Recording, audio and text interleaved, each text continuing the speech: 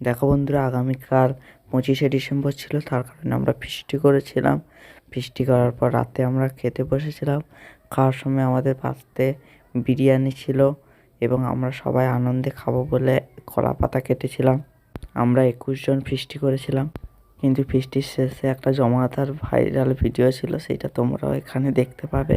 ভিডিওটা ভালো লাগলে একটা লাইক দেবেন, নতুন হলে একটা সাবস্ক্রাইব করবেন এবং আমার 500 সাবস্ক্রাইবার পূরণ হয়েছে তোমাদের আশায়।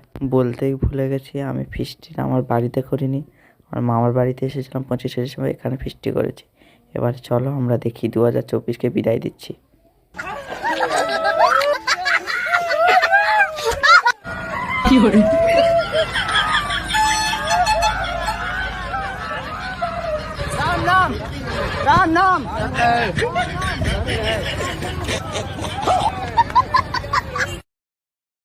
Download ShareChat.